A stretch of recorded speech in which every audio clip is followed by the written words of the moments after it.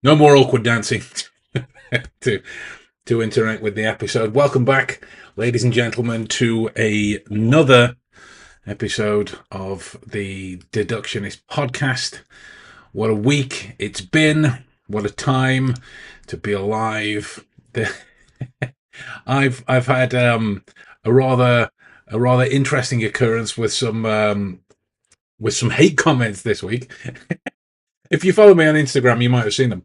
Um, my wife is I mean, I've I I'm not the only one on the internet, so I'm not the only one that gets hate comments, right? Everyone at certain stages, right? So my wife says to me, why bother with them? You usually leave them alone. But my nurture and my nature to a certain degree is is aggressive confrontation. There's quite a lot of these things that I just let fizzle by, but these two this week were so just infinitely stupid. Infinitely stupid. So let me tell you about one of them. There was a comment on on the episode with myself and Bob on Timothy Leary's interpersonal circumplex, right? And the comment was unwatchable. Now, have any opinion that you want on anything that I do.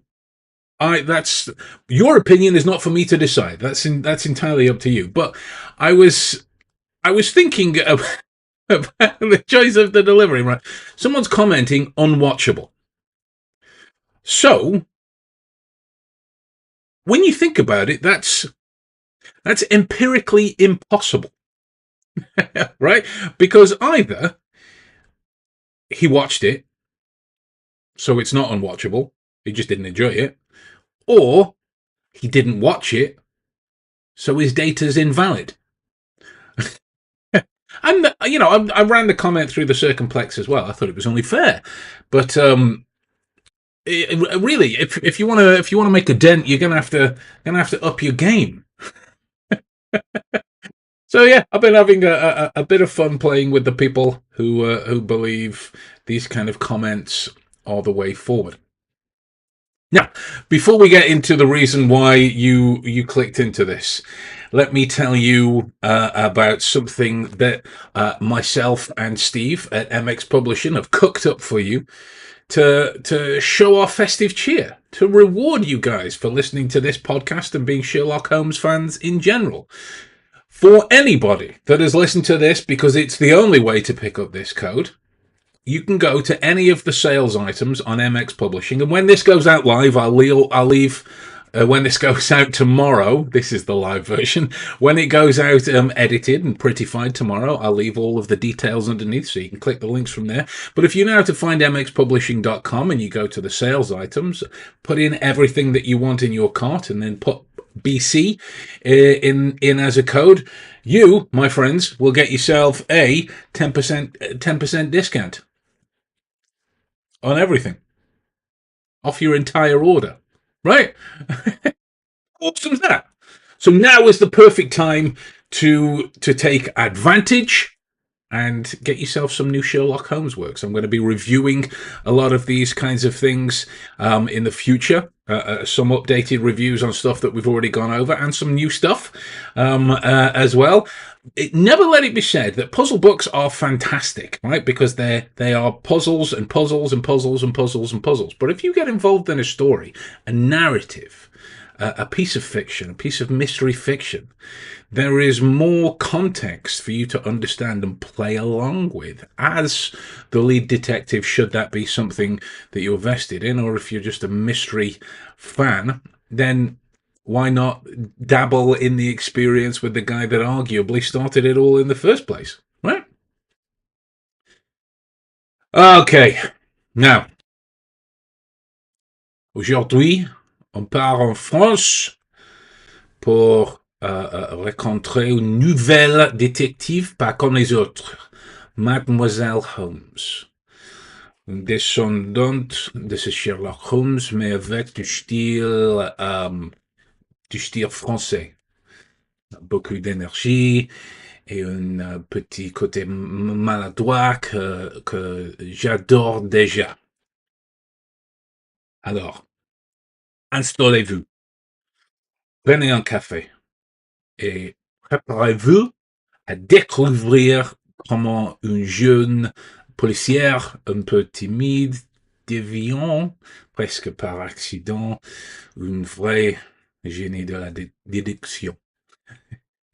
Now, now that I've alienated all of my and for anyone that does speak French, feel free to correct me because um, I'm just making that up as I go along. So there was probably a lot of mistakes.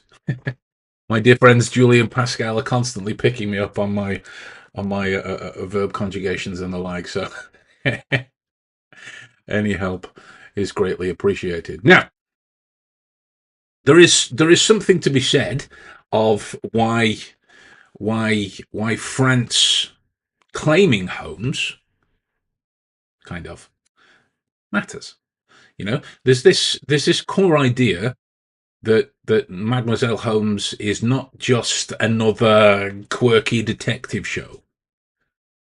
I mean, it is a quirky detective show, but it's a fun detective show. But it might be France inviting Sherlock into its own crime fiction tradition, right? The series itself centers on Charlie Holmes, a shy police officer and great great granddaughter of Sherlock Holmes, who discovers a kind of latent flair for deduction after a life changing accident. It launched on TF1 in April 2024 and is billed as being explicitly inspired by Conan Doyle. Now, historically, there's there's already a kind of Franco Holmes connection. In 1912, Doyle sold film rights to the French company Eclair, which produced a series of silent Sherlock Holmes films with, I think his name was Georges Treville. I think I would need fact checking on that one, but more on the literary side, Sherlock has now been um, canonized in France via his inclusion in Gallimard's collection, effectively, welcoming Holmes into this high literature pantheon. There is also the scientific connection around Edmund Locard. Locard's principle of exchange is still used in forensic science today, and he was known back in the day as the French Sherlock Holmes, pioneering many methods that were inspired by the Sherlock Holmes stories and the Sherlock Holmes angle. But back to the TV show, you can frame it as the latest chapter in a long Franco-British tug of war over over policing and detection. In the 19th century, British commentators were anxious about whether to imitate or resist the French policing styles. Holmes himself is often written as suspicious of continental methods. I think he was quoted as saying, I confess that I've been blind as a mole, but it is better to learn wisdom late than never to learn it at all." Right? So France might now be saying, what if Holmes learns our way of doing things? And Mademoiselle Holmes becomes that kind of experiment, which is a wonderful analogy. And again, cards on the table. It might be nothing to do with that. Nothing to do with that. Absolutely, completely disconnected. That's just the thought that I had about it. You know, that here are a few factors. When you look at the realms of behavioral intelligence compared with this that's just her quirk kind of way of interacting with the world. This core idea is that Charlie's brilliance is treated as a trainable cognitive style or acute personality quirk, right? Traditional adaptations often lean on he's just like that.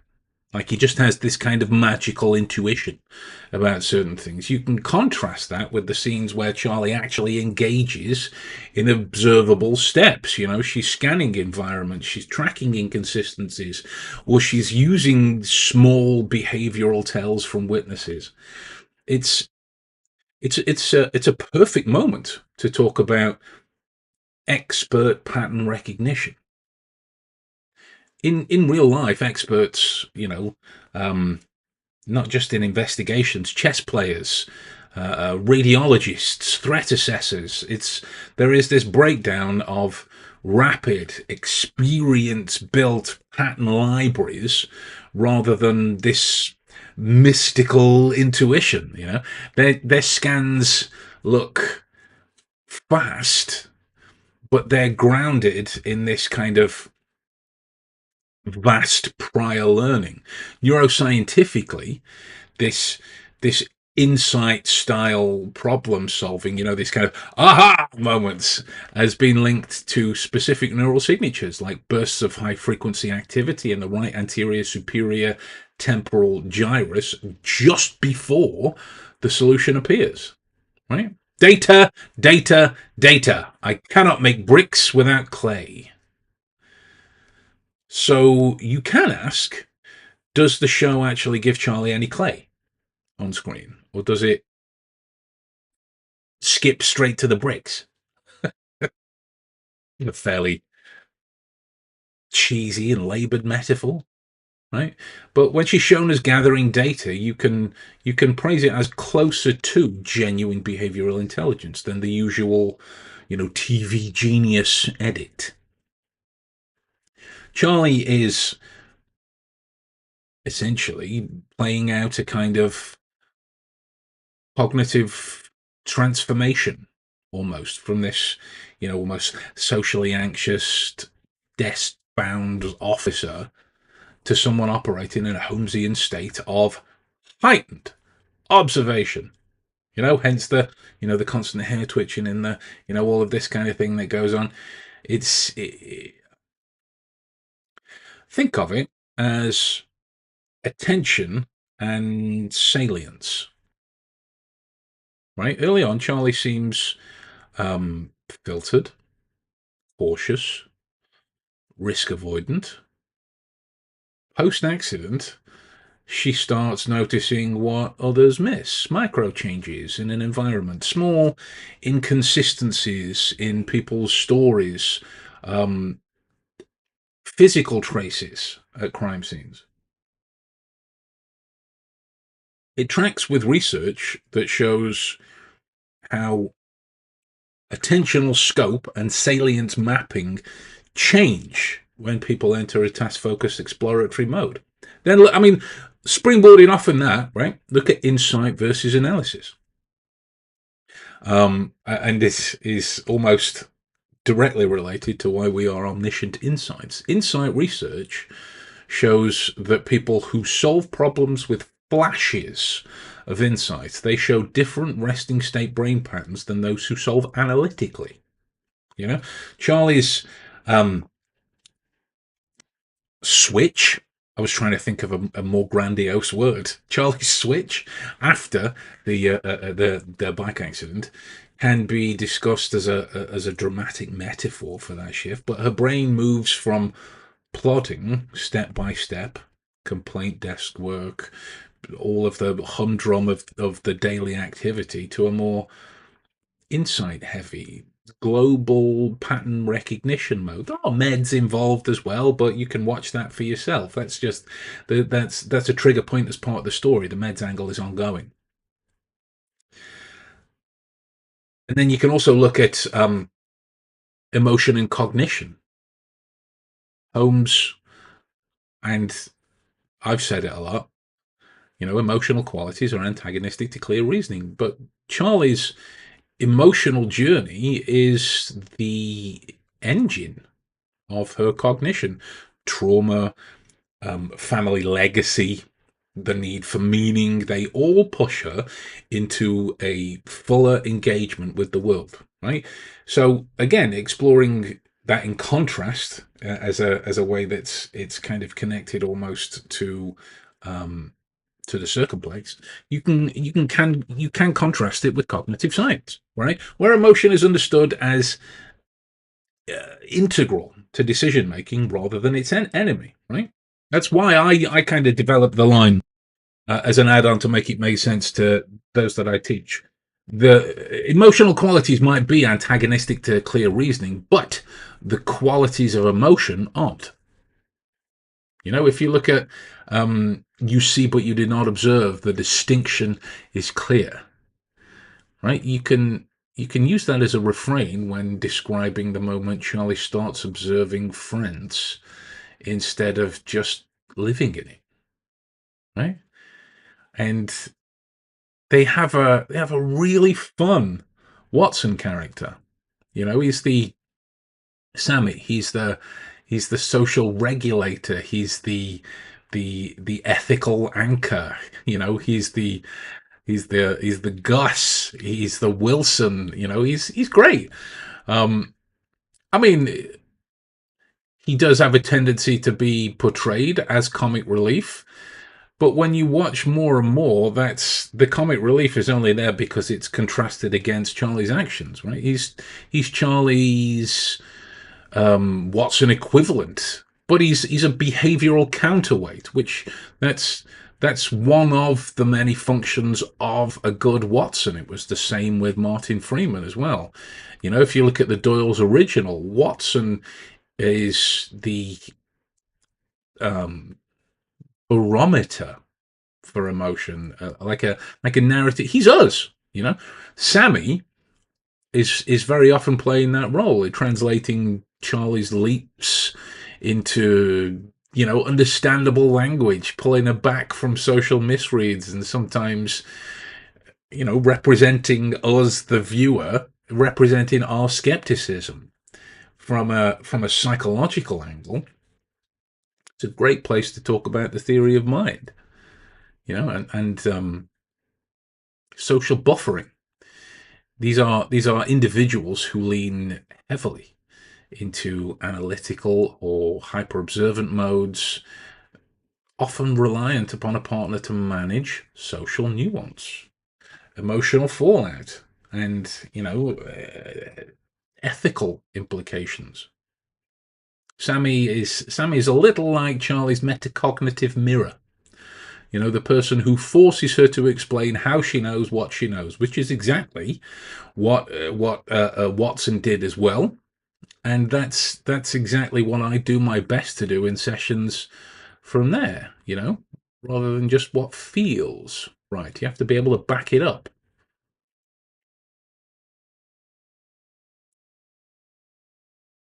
So we have a French Sherlock. Are there any um, cultural filters on the deduction that's seen? The show does something for my two pennies, really quite clever in terms of it keeps the Holmes DNA, but it runs it through French cultural norms and anxieties. You know, it references contemporary life in France, influences, social media, class tensions, urban versus provincial areas of France. It's the discussion of culture as a filter for observation. Would this exact same scenario play out the same way in England or in America or in South America, Africa, China, wherever? London isn't the same as Paris or Lyon or some other French suburb, right? It's historically speaking, France built its own Holmes style mythos with Arsène Lupin. This the Netflix show, but this gentleman thief and a master of disguise. It was Maurice Leblanc in à 1905, 1905. often described as the French counterpart to Holmes. When the show first came out on Netflix with Omar Sy, it was billed as the French version of BBC Sherlock, with the text and the action and the long coat, the blowing in the wind, and the grandiose sensibilities. Right, LeBlanc even wrote crossovers where Lupin faces a thinly disguised Holmes. It was I think it was Herlock Sholmes or something like that. Again, fact check me. I don't know that for sure. These are the same as ever. I'm just talking to you, right? But this is a reminder that the French culture has long negotiated its own identity by playing with Doyle's character. So is an interesting thought. And cards on the table. I've not finished Mademoiselle Holmes yet. I'm nearly there, but I'm not finished with it. There's two seasons, so you can ask: is Charlie Holmes, more Lupin, more Charlie? Is she a mix? Does she stand for order and deduction, or for a playful subversion of rules where needed? You know, and there is that thing with television that is it just like TV convenience? Or is there a logical coherence to it? Ah, yeah, it was Herlock Sholmes. Actually, that name was then used in a video game due to copyright issues. Okay, cool. Didn't know that. Not a gamer, so I would need the update. But in terms of the cases, but on TV being fun mysteries to follow, and fun practice, if nothing else, you can put your investigator hat on and critique the quality of the mysteries. If it was followed as procedurally correct as in real life, that it would be entirely, you know, whatever the opposite of sex appeal is. But when we think about it, is there an evidence trail for us as the viewer to follow? Are we shown sufficient clues before the solution? Are key facts held back and dropped in only at the reveal for the sake of the drama, for the sake of the story? Because it's not an allegory for practice. It's a TV show. What's the behavioral plausibility of the actions? Do suspects behave in ways that match real world stress, or deception indicators, or risk? Are they shaped around plot twists or plot convenience? Right. That's really where you look at the change of the situations for the sense of cognitive realism. Right? Does Charlie actually reason on screen, or does the camera cut from confused face to perfect solution with no immediate steps? And in the episodes I've watched thus far, there are a couple of things that are held back for the sake of the arching narrative and the drama and the things that are designed to keep you coming back episode to episode. But for the sake of the story, we can't forget that it is TV, right? So it is a heightened reflection of real life. But there are these little elements to follow, these little things. And there's a great example of that in I think it was episode 2, maybe 3. Um, with an influencer going missing, and there was this thing around almonds and vegan milk and exercise, and the logic around nail polish. It was wonderfully broken down in order to provide insights if you were actually thinking about it. In those moments when Charlie does come out with a confused face or thinking, or Sammy notices something that she's doing, it's like you feel like you're going along for it with her. If you follow along each of these things, even aha moments are prepared by prior data encoding and incubation. The brain doesn't conjure solutions ex nihilo. You know, It is the when you've eliminated the impossible, whatever remains, however improbable, must be the truth. The show, again, only my opinion. The show honors that, right? It honors that in the rolling out of methods. She's not right at every turn. There's sometimes where she is wrong and it changes, or there's sometimes when she's being shown as wrong and her following the logic, insisting that it must be this way, and it's eventually, it's a wonderful example of that Holmesian quote, and it's consistent across the episodes that I've seen. And there's something interesting, at least for me, obviously, because I'm a massive dork, and I'm sure if you're listening to this podcast, you are too. But there's this psychology of legacy almost in that Charlie Holmes is Sherlock Holmes's daughter. Sherlock Holmes is real in the world of this TV show. He's real to me as well, right? Charlie isn't just a detective. She's living with mythology in the family tree. It's like how do you deal with that kind of pressure growing up in shadow of somebody that most people around the world consider to be legendary, parents or grandparents.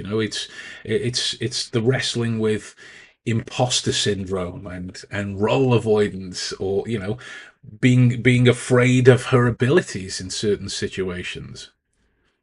There are connections in this towards narrative psychology, in that we organize our lives into stories. Charlie's arc is essentially, I refuse the story, then the story refused to leave me alone. Right? So like this, I mean, this is what inspired me to not the show, sorry, this idea inspired me to look into ancestry. Because all of the relatives that I've known, it goes back as far as my granddad. In what I mean, it's never been involved in policing, but every single person that I've known has either a curiosity about people or actively uses observation as a focus in their role and the way that they think about processing and interacting as a result. So this has me curious about how far it goes, but it might not go anywhere. But it's this kind of angle that you can really start to apply some rationale and reasoning to your own lives as a result.